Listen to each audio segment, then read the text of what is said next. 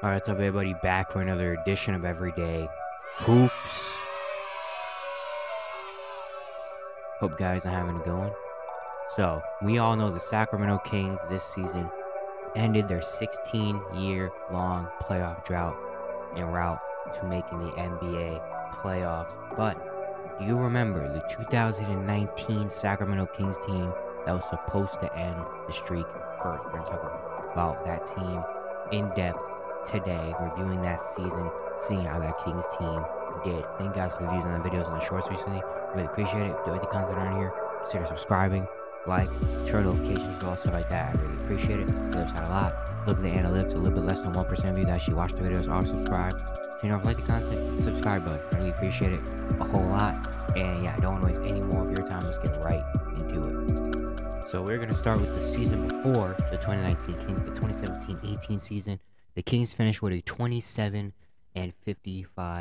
record. Another same old Kings team that just did not really perform out well, but they did have some young players that could have potentially came out and did something.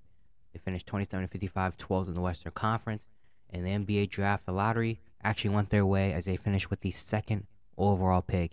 And in that draft, they selected 6'10" big man Marvin Bagley III out of Duke, which I know looking in hindsight right now wasn't the right pick, especially if you look at who went right after them at number 3.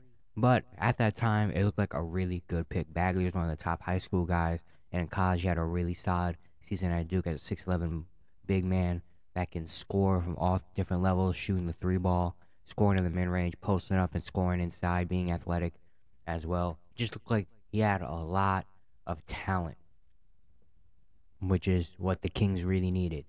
In that offseason, they made a few signings, signing Nemanja Bjelica to a 3-year, $20.4 million deal, coming off the 2018 season when Bjelica averaged 6 points, 4 rebounds, and shot 41% from 3, his best year in the NBA. And they also signed guard Yogi Ferrell. Yeah, that's probably a name you haven't heard in a while.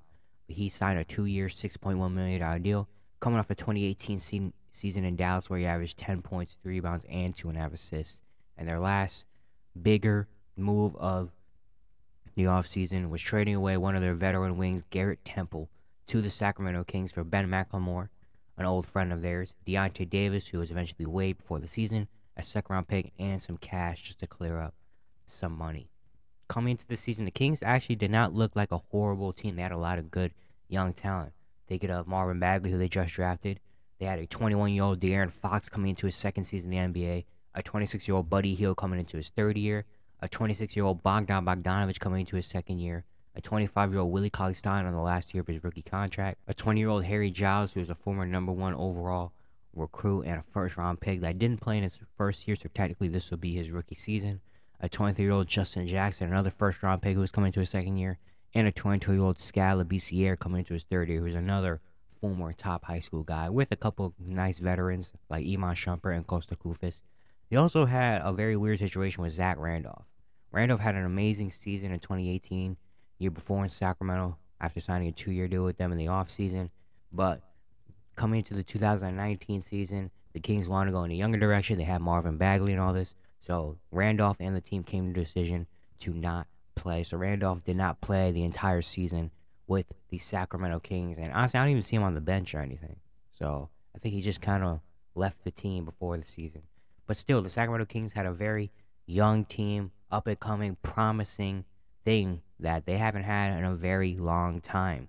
Their opening day lineup was against the Utah Jazz, and their starters were De'Aaron Fox, Yogi Ferrell, Buddy Hield, Nemanja Bjelica, and Willie Cauley-Stein because Bogdan Bogdanovic didn't play due to injury. But still, Yogi Ferrell starting at shooting guard is very interesting, but they lost that game. Their first win didn't come again until their third game of the season against the Oklahoma City Thunder. They beat them 131-120. Even though Paul George and Russell Westbrook combined for 61 points, they still put up an amazing game as Iman Shumpert was their leading scorer with 26 points, shooting 9 for 13 and 4 for 7 from 3. De'Aaron Fox had 22 points and 10 assists on 7 for 12 shooting, and the team shot 55% from the field and 45% from 3 to get their first win of the season. And they actually started the early season off very well, going on a 5-game win streak early. They defeated the Grizzlies 97-92 in a very close one. Then they defeated the Wizards 116-112, outscoring them 37-27 in the fourth. as the Miami Elite put up 26 points, 12 rebounds, and hit 6 3-pointers. They defeated the Miami Heat 123 to 113, outscoring them 77 to 55 in the second and third quarter combined. They beat the Magic 107 to 99, outscoring them 26 to 16 in the third, and ended the 5-game winning streak, beating the Hawks 146 to 115, outscoring them 46 to 23 in the third, as De'Aaron Fox had a 31, 10, and 15 triple-double, and Buddy Hield chipped in 27, as the Kings started the season 6-3. The rest of November went very back and forth, including finishing on a 3-game losing streak to come into December 1st with a 10-11 record. Not the best, but certainly not the worst, dealing with the Sacramento Kings. Then in December, that's when things started to pick up. As from December 1st to December 27th, they went 9-5 to get to a 19-16 record, tying for 8th in the West. Yeah, the Kings actually looked good. De'Aaron Fox was playing well, so was Buddy Hield. Guys like Iman Shumpert, Marvin Bagley, Bogdanovich are really contributing to this team. And the Kings look like there's something really nice ahead of them. But then after that, they went on a 4-game losing streak. And all 4 of those losses were very, very tough games. They lost to the Lakers 121-114 without LeBron James. They outscored 29-18 in the fourth quarter, and KCP put up 26 off the bench. Then they lost to the Blazers in overtime 113-108 as Yusuf Nurkic went nuclear, putting up 24 points, 23 rebounds, 7 assists, 5 steals, and 5 blocks. Yeah, Nurkic before the injury was pretty good. Then they lost to the Nuggets 117-113, getting outscored 31-18 in the third as Jamal Murray put up 36 points on 50% shooting. And then a huge loss to the Golden State Warriors 127-123 in a game actually very much remembered. They got outscored 31-20 in the fourth quarter, and Steph Curry was Steph Curry, putting up 42 points, hitting 10 3-pointers. Wow, the Kings put up a really good fight. Buddy Hield put up 32, and actually Justin Jackson had the best game of his career that night, putting up 28 points, but he also got crossed up by Steph in that game. So, yeah, they fell to a 19-20 record. So, not starting off the new year 2019 well, but things picked up as they went 7-5 in the rest of January to get into February 1st with a 26-25 record. They're 10th in the West, but only a game and a half behind the 8th seed, which was the LA Clippers at that time, as the bottom of the West was not very good, but so they tried to stay around that 8-10 area. In their next 3 games, they beat the 76ers 115-108, beat the Spurs 127-112, and then lost to the Rockets 127-101, and head into the NBA trade deadline with a 28-26 record. At the trade deadline, there are big questions about what the Sacramento Kings are due. This is their best team in a very long time, so should they go all out and go for the playoff route, or what do? They made 3 moves at the NBA trade deadline. The smallest move was they sent Scalabrine, their former first-round pick that just hasn't really done much. He only played 13 games at that point, averaging 2 points and 1 rebound, to the Portland Trail Blazers for another former first-round pick in Caleb Swanigan, who was the 26th overall pick back in 2017 at Purdue and just didn't really do much so far. At that point, he played in only 18 games that season, averaging just under 2 points and 3 rebounds per game. A very small trade for 2-1 for first-round picks that just didn't really do much in their career. But also, I want to say rest in peace to Caleb Swanigan. He fortunately passed away just a few years ago. So, yeah, rest in peace to him. Another trade they did was a 3-team trade involving the Cleveland Cavaliers and the Houston Rockets. In that trade, they sent Iman Shumpert, who was actually their starting forward at that time. He played in 42 games, starting in 40 of them, averaging just under 9 points, 3 rebounds, 2 assists, and a steal per game. They sent him to the Houston Rockets, and in this trade, they acquired Alec Burks, who actually was going to be on his 3rd team that year. He started the season with the Utah Jazz, where he played in 17 games, averaging 8 points, a rebound, and an assist. And then he was traded to the Cleveland Cavaliers, where he played 34 games that year, averaging over 11.5 points with 5.5 rebounds and almost 3 assists. And now he'll be going to Sacramento. And they also acquired a 2020 second-round pick from the Houston Rockets that, looking back on it, eventually turned into Kenyon Martin Jr., who eventually ended up playing with the Rockets. So, that's funny. So, why would they do this trade? Iman Shumpert with their starting forward, who's doing pretty well. Why would they do this? Except for acquiring Alec Burks, another very solid role player. Well, that leads into the 3rd and final trade they did. That was probably the biggest. Their final trade deadline trade was sending Justin Jackson, their former first-round pick, that played in 52 games that season, averaging 6 points, 2 rebounds, and assists. An actual pretty decent rotational player. And the contract of Zach Randolph, who, of course, wasn't playing that season, to the Dallas Mavericks and acquired small forward Harrison Barnes. Barnes went his third year in Dallas after, of course, being on the Warriors championship team, then signing a big deal, getting traded to the Mavericks, where he actually was really, really good. He was in the last year of his deal, averaging over 17.5 points with 3.5 rebounds, 4 assists, and a steal per game. This is a big move for Sacramento. Usually they weren't really in on making moves like this, but because this team was very, very close to achieving their goal of making the playoffs, they decided to go all out for it. And why not giving up a guy that hasn't even played that year and a decent bench player that wasn't really matching the production of Harrison Barnes if they could go out and get a guy like that, also on the last year of his deal. And they also waived Ben McLemore at this point, but McLemore wasn't really a part of the rotation anyway. But yeah, now this new team was set. Their next 3 games were defeating the Miami Heat 102-96. They beat the Suns 117-104 and lost the Nuggets 120-118 to head into the All-Star break with a 30-27 record, 9th in the Western Conference, and only a game behind the Clippers for that 8th spot in the West. And they actually had a pretty busy All-Star weekend.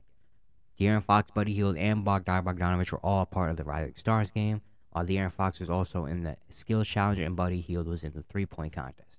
Did any of them win anything? No, but it was just pretty cool to see a bunch of Sacramento Kings players actually get recognized and be around All-Star weekend for once, Coming out of the All-Star break, though, was a very, very tough break as they came out of All-Star going 3-8 in their first 11 games, going down to a 33-35 record, which is their first time under 500 in over 2 months. They were now still 9th in the West, but now only 6 games behind the Clippers for the 8th spot instead of 1 to 6. That just shows you how bad the bottom of the West was. But then they won 3 of their next 4 games to get to 36-36. Now 5.5 games back in the 8th seed, which at that point became the San Antonio Spurs. At this point, they only had 10 games left in the season, and this next stretch was going to be huge for their playoff chances. They had to really lock in here. The first game after this, they lost to the Lakers 111-106. They got outscored 39-28 in the third quarter. LeBron put up 29, 11, and 11, and Kyle Kuzma also put up 29 as they fell back to under 500, now 6.5 games behind San Antonio. But then they won their next game, defeating the Mavericks 125-121, as De'Aaron Fox put up 23, 5, and 8, back to 500 with 5.5 games back. Now with only about 6 games left in the season, Kings really needed to lock in if they wanted to make the playoffs. But unfortunately, things just didn't go their way, and they lost their next 2 games. They lost to the Pelicans 121-118 as Julius Randle put up 34 points and 11 rebounds. And then they lost to the Rockets 119-108, getting outscored 28-15 in the fourth quarter. And James Harden put up 50, 11, and 10 because that was the point when James Harden dribbled all day. They were now 37-39 and eliminated from playoff contention, 7 games behind the 8th seed. An unfortunate end to a very promising season for the Sacramento Kings. Ultimately, they ended their season with a 39-43 record, 9th in the Western Conference. And actually, at that point, was their best record since 2006, their last playoff appearance, when they went 44-38. This is the closest they got to 500 in a very long time. And they had really good seasons from a lot of players. Buddy Hield averaged just over 20 points per game with 5 rebounds, 2.5 assists, shot 45% from the field and 42% from 3, and also played in all 82 games. De'Aaron Fox took a nice jump into his second season, averaging 17 points, 3 rebounds, 7 assists, and over 1.5 steals while shooting 45% from the field and 37% from 3. Marvin Bagley had a pretty solid rookie season. He missed a lot of time. He only played in 62 games, but he averaged just under 15 points with 7 rebounds, an assist, and a block while shooting 50% from the field, which, looking at it now, probably was his best season in the NBA. The newcomer Harrison Barnes in 28 games with the Kings averaged 14, 5.5 rebounds, and almost 2 assists, shooting 45% from the field and 40% from 3. Bogdanovich averaged over 14 points per game as well with 3.5 rebounds, 3 assists, and a steal while shooting 41% from the field and 36% from 3. And their starting big man, Willie Cauley-Stein, actually had a really good year as well, averaging just under 12 points for 8 rebounds, 2 assists, and a steal while shooting 55% from the field. Overall, it was a very promising Sacramento Kings team, but they just didn't have enough firepower at the end of the season to get the playoff drought ended. After the season, Dave Joerger was fired, which honestly was just very bad. Like, Dave Joerger, I don't know how you fire him after this season, but they did, and eventually brought in Luke Walton, and we know what happens from there on out. And now, 2023, they broke the playoff streak. It took a few more years, longer than expected, but they finally broke it in an amazing season the Kings had. But it's crazy looking back on this team and looking at now's team because this was only 4 years ago. This 2019 Kings team. Looking back 4 years ago to now, there are only two players left from this roster still on the Kings 4 years later, and that is De'Aaron Fox and Harrison Barnes. But looking at this roster as a whole, there were 20 players that played at least one game with this 2019 Sacramento Kings team, and now out of those 20 players, only 6 are still currently on NBA rosters. That's kind of crazy when it's only been 4 years. It's not like they had a very old team. They had a lot of pretty solid young players. Just things just didn't really stick in the NBA for now. But yeah, that's it for today. Hope you guys enjoyed. Once again, if you enjoyed the content, consider subscribing, like, turn notifications, also like that. And let me know if you like this type of video. You know, I think there's a few more teams that I had in mind of a video I could do like this, where I'm just re-looking at some certain seasons. And yeah, let me know if you guys like it, and maybe comment down below some teams that you think I should look at. You know, maybe some teams that aren't historical, didn't win championships or anything like that, but certain teams, seasons, like a 2019 Kings team or something like that, that something unique or just very fun. You know, I really appreciate it. It helped me out there. And yeah, I'll see you guys tomorrow.